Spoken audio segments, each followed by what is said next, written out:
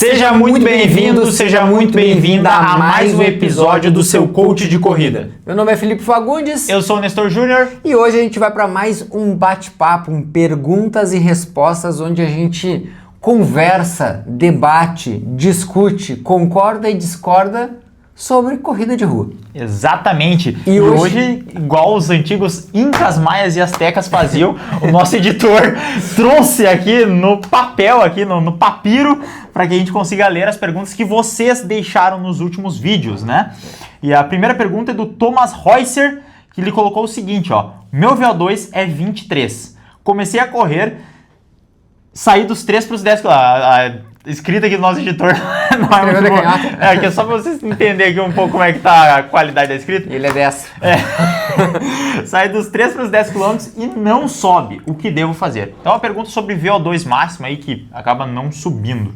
E é muito comum, cara, a gente vê, quando a gente pensa em VO2 máximo registrado pelo relógio, que provavelmente é este caso que ele está falando, tem que entender, primeira coisa, que o VO2 máximo registrado no relógio é uma estimativa. Exato. Tá? Então esse é o primeiro ponto, partimos aí. Quando a gente fala o termo estimativa, ele é uma estimativa e tem as suas margens de erro.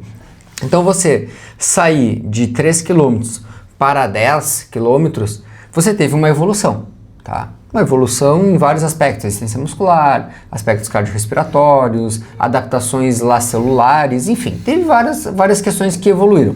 Mas não necessariamente o seu VO2 máximo realmente tenha melhorado. Pode até ser que sim, que evoluiu, sei lá, para 24, 25, 26 ou algumas frações. A questão é, muitas vezes a sensibilidade do relógio não consegue registrar e acompanhar esse progresso, porque é uma estimativa. Porque o algoritmo do relógio, eles trabalham muito por treinos ritmados, inclusive é um outro ponto. Então eu já percebi na minha prática, se eu faço treinos intervalados, mesmo que eu esteja fazendo treinos intervalados em ritmos fortes, o VO2 máximo não sobe. Só que quando eu faço um treino ritmado, às vezes 40 segundos, 50 segundos mais lento do que o ritmado que eu estava fazendo, o VO2 tem uma tendência de subir mais, porque é um algoritmo que ele pega muito mais essa tua capacidade de suportar o esforço por mais tempo. Exatamente. E tem que entender também por que tu está se preocupando tanto assim que teu VO2 máximo não subiu, né? Exato. Porque, de fato, o VO2 máximo ele não melhora assim, não tem uma importância tão grande, porque não existe uma competição de quem tem um VO2 mais alto. E se tu saiu dos 3 dos 10 km, primeiro, meus parabéns, porque você conseguiu melhorar e essa é a sua evolução real. Não importa muito se o VO2 modificou ou não, porque você saiu, você corria 3 km, agora você está correndo 10. E se tu passou a correr 10 um pouco mais rápido, o VO2 vai estar acompanhando isso. Mas o mais importante é essas coisas palpáveis que tu consegue ver no teu dia a dia. Até porque o VO2, ele é uma só métrica que a gente tem para ver uma melhora na corrida, né?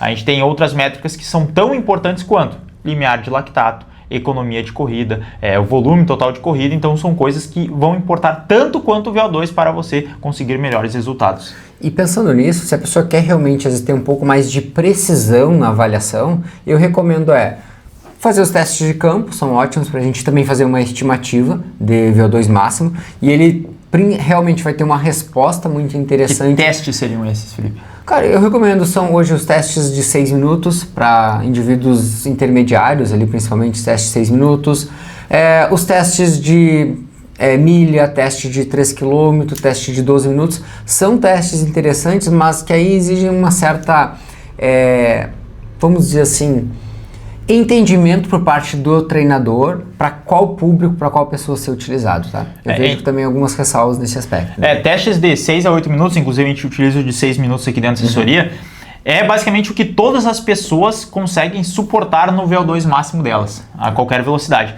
Tem pessoas que em 6 minutos vão correr 1 km, às vezes não vão conseguir correr nem 1 km.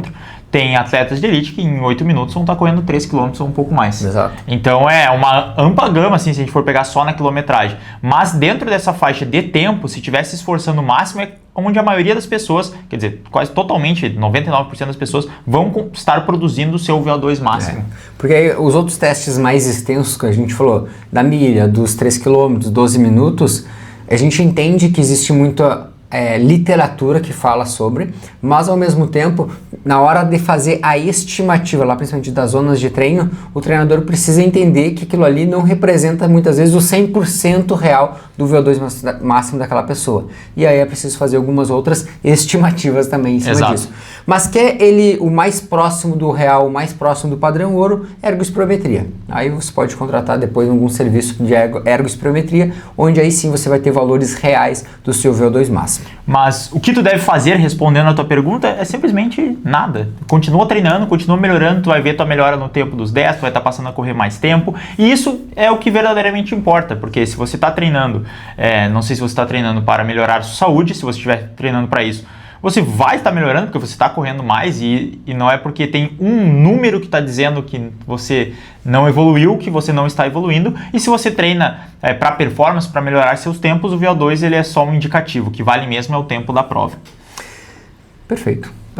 Agora, vou puxar uma das perguntas que você me mandou aqui, depois a gente volta para o modelo onde o nosso editor... Mas antes eu tenho que falar que se você quiser ter a sua pergunta respondida aqui, é só você deixar no campo dos comentários, como o Thomas e a Sabrina, que vai ser a última pergunta aqui desse bloco, colocaram, que a gente consegue te ajudar desta forma. E também, por favor, deixe o seu like para ajudar na divulgação desse vídeo e caso ainda não seja inscrito, o que a pessoa tem que fazer? Se inscrever no canal, porque quem se inscreve no canal é comprovado que baixa a pace e tem mais resultado, porque toda semana sai conteúdo novo aqui no canal, seja no podcast, seja os quadros aqui da Pro Elite, e você pode estar acompanhando e evoluindo junto. Perfeito. Não evolui quem não segue. Exato. Aí tu falou tudo. Bom, o próximo ponto é volume versus intensidade na semana de deload pré-prova. Perfeito. Eu acho aqui é um erro muito clássico, né, que a galera comete, que é o primeiro ponto é querer fazer muitos treinos na semana pré-prova, né? Clássico. A semana de deload a gente também chama de polimento ou tapering, né? Tu vai encontrar... ou de baixa carga. Um período de baixa carga, é algo que acontece entre todas as corridas. Primeiro a gente tem que entender para qual corrida essa pessoa está treinando, né? Principal. Porque se for pegar, por exemplo, para uma prova de 5K, uma semana suficiente ali, deu uma carga mais baixa. Muitas vezes de uma semana, ótimo. Se a gente for pegar uma prova de 10 km, talvez uma semana, 10 dias. E também vai depender muito da experiência, né, desse atleta. Né? 21 e 42, já estendemos um pouco mais. Né? Aí depende muito também. Na maratona, às vezes, a redução da carga ela já começa antes, né? Então, estamos falando às vezes... 3 semanas. 3 a 4 semanas. E aí também, mais uma coisa, depende do objetivo que a pessoa tá, o quanto extenso foi esse ciclo de treinamento. Sim. E as respostas que ela vai dando. Por exemplo, eu estou com um caso de um aluno que a gente já vai começar o processo de redução. Agora estamos da 5ª para a 4ª semana antes da prova. Então a gente vai começar uma redução já porque o corpo já está dando indícios de cansaço.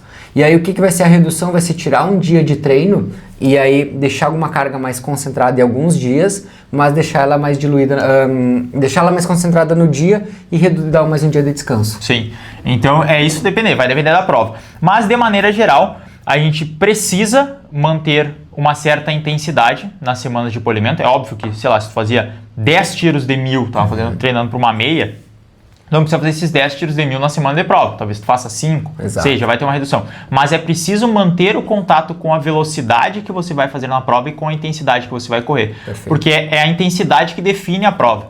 Então não adianta nada você naquela semana só passar a correr leve, porque você vai perder eficiência neuromuscular de correr naquele ritmo, você vai perder a percepção de esforço de correr naquele ritmo, a sua cabeça muitas vezes não vai estar acostumada com aquele ritmo, e são fatores que parecem uma besteira, porque tu não está perdendo o condicionamento, mas esse estado de prontidão muscular que fica teu corpo por tu manter a intensidade, ele é essencial para que tu chegue na prova bem. Porque se só roda leve é pior. Clássico, né? Principalmente para as provas de 5 e 10 eu vejo um erro muito comum. Que tem uma prova de 10K, final de semana. Aí na semana só quer rodar leve.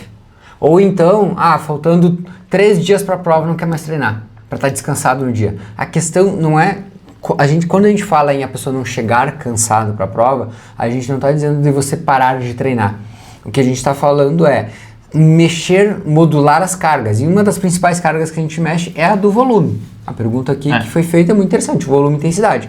Mas a intensidade, você não vai trabalhar numa intensidade acima da prova. Por exemplo, vou fazer um 10.000 e vou fazer treinos na V3000 ou treinos de VO2 máximo. Não, mas dar estímulos próximo do ritmo de prova é muito importante nessa fase. E aqui é que eu vejo que a grande maioria erra no polimento. E aí um outro ponto que tu levantou já, a bola para cortar, Felipe, que é o pessoal... Lá ele. Eu falei pra cortar. Que é o pessoal às vezes para de treinar totalmente, mas o parar de treinar também é um estressor. Porque imagina que essa pessoa está acostumada a treinar ali suas 4, 5 vezes na semana. E aí quando ela tira 2 treinos que ela está acostumada a fazer, o que acontece? Ela vai ter uma desregulação nos hormônios, vai mudar a rotina dela, ela não vai ter, digamos que ela acostumada a acordar de manhã, treina, passa o dia todo bem, aí ela não treina de manhã naquele dia. Provavelmente ela vai gerar um estresse que pode prejudicar ela na prova. Então é muito importante também entender que retirar um treino totalmente também é um estressor. Exatamente. E aí, às vezes, por isso que a gente reduz sempre. Mantém uma intensidade pontual, claro que não vai manter a mesma intensidade das semanas anteriores, mas manter esse contato com a prova e aí a redução ela acontece principalmente no volume, às vezes no tempo total das rodagens, nos desaquecimentos e aquecimentos, que a gente coloca, por exemplo, um aquecimento de 20 minutos, um pouco mais longo, geralmente para rodar um pouco, colocar um pouco mais de volume, aí reduz para 10, então esses ajustes dessa forma. Essa daqui da Sabrina Cáceres, para quem não sabe, a Sabrina é a esposa do editor aqui. Do editor, exato. Eu acho que ele tava saindo pela porta e ela gritou: Ei, tu vai gravar com os guri? Vamos lá! Tem uma pergunta, anota aí. Aí ele anotou, porque do jeito que ele anotou, ele tava com a folha na parede, só pode.